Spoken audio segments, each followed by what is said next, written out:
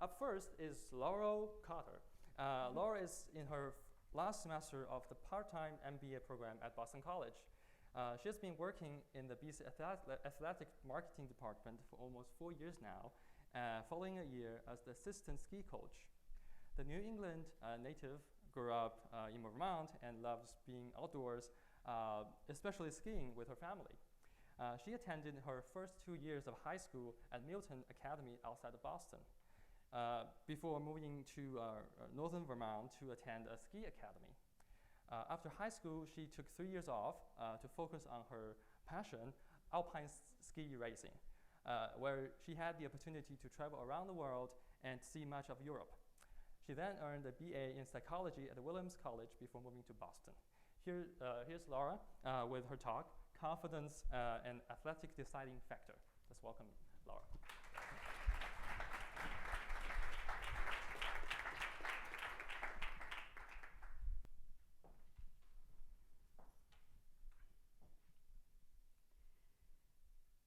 Standing on the top of a mountain, the cool wind in my face, the warm blood pumping through my body. My heart rate is up, but my mind is focused and confident.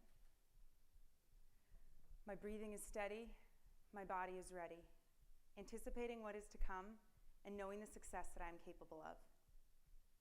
This is the feeling that makes me the most alive, most happy. And this is what I worked for most of my life, to experience success in the sport that I loved the most, alpine ski racing. In my journey from being a, not very good skier, to racing for the US national team, then studying athletics through psychology, and finally becoming a ski coach, I realized one very important aspect that so often gets pushed aside. The only reason why I and so many other athletes are able to reach our full potential is due to confidence. For me, that's standing on top of the mountain and thinking I am the best in the whole world, and no one can beat me.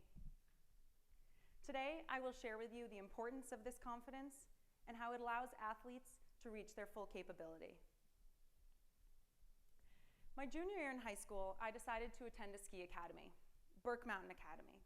And when I first arrived, I was the worst one there. Luckily, things changed over the next 2 years as I began to understand what it took to be a serious athlete. I learned the technical and physical skills I needed to set me up for success, but this could not get me all the way. When I graduated, I decided to take a year off to solely dedicate my time and energy to alpine ski racing. I raced for a private international team, and this was the year that I truly began to understand the importance of confidence. We raced mostly over in Europe that year, and as it turns out, racing in Europe is a lot more difficult than racing in the US. There are far more talented athletes over there, so when I thought I was pretty good in the States, I was getting destroyed in Europe. After a few months of this, I was in a downward spiral. I didn't think that I could compete well there, so therefore I never did. Luckily in January, we came back to the States for a few races. Even just being back in the US gave me more confidence. I started to ski better, not because I miraculously learned how to race again, but because I had the confidence that I could. I practiced this mental confidence when we returned to Europe, and although I was by no means the best one at those races, I told myself I was. After a while, I started to believe it, and my results started to show it. My efforts came to fruition that year at US Nationals when I stood at the top of the race and truly believed that I could be the best one there. When I crossed that finish line, before I heard the cheers of the crowd, I had that feeling. That confidence in my ability to put my best skiing forward, and I had just executed it in that race. Due to my results there, I qualified for the US national team and raced for them for 2 years. This is my personal story, but there's been much research that also supports this. As a psychology major at Williams College, I was very interested in studies that looked at athlete confidence and performance. There are a multitude of studies that show this across different sports. One study in particular manipulated subjects into high and low efficacy or confidence states, and then tested them on performance. They broke them into these states by pairing them with another participant who was actually part of the experiment, but the initial subject did not know. They competed in a simple leg strength task, and in all cases, the initial subject just barely lost. For the high confidence group, these subjects were told that this other participant was a professional athlete. Therefore, they felt good about themselves for having come so close. For the low confidence group, the subjects were told that this other participant had many knee issues. Therefore, they felt worse about themselves for having lost. All subjects were individually tested afterwards, and the results showed that those in the high confidence group could extend their leg for significantly longer than those in the low confidence group, not only in trial 1, but even more significantly in trial 2. This shows that a simple state of mind can directly and immediately affect physical performance. Additionally, a meta-analysis of 45 studies also showed the same relationship was persistent. Other research has shown this across genders, physical activity, and experience level. After learning this information from my personal experience and from psychological studies, I wanted to make sure that younger athletes truly understood the importance of this confidence. So therefore, when I retired from being an athlete myself, I became a ski coach. Now, the job of a ski coach at the top of a race is to prepare the athletes for what is to come. But I think it's so much more than that. The mental aspect needs to be taken into account in order to truly set these athletes up for success. All athletes are different, but figuring out exactly how to get each one into that specific mindset is far more important than telling them what's going to be in the physical course. One athlete I coached, Henry, could ski very well in training, and as soon as he would get into a race, he would choke.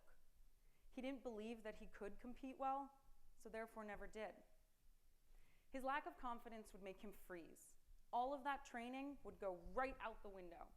All of those bad habits that we had been trying to crack for so long would come flooding back.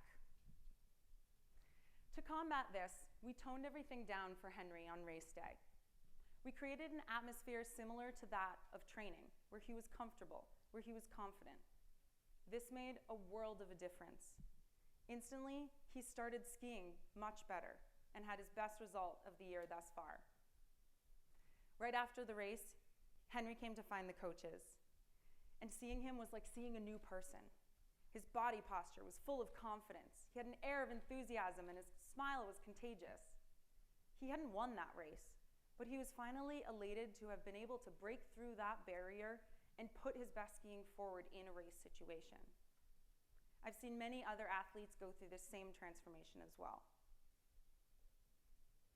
As you've heard today from my personal athletic journey, psychology studies, and my coaching experience, the concept of confidence is vital for athletic success.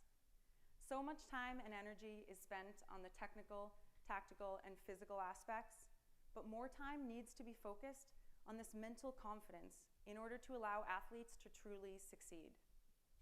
Not all athletes will be the best in the world, but in order to get there, you have to think you are far before you actually are. To cross that finish line and be able to stand tall and proud, that excitement, that rush bubbling up. This is what a confidence can give you. Although looked at here through the lens of athletics, this concept is much more broad and can pertain to other life aspects as well. In the previously mentioned meta-analysis, the researchers also found studies that showed the same relationship but were not related to sports. Other research has shown that confidence can increase deductive reasoning skills, can cause subjects to answer more math problems correctly, and can even reduce depression. So today, in whatever you do, go out there and do it with confidence, because this confidence is king. Thank you.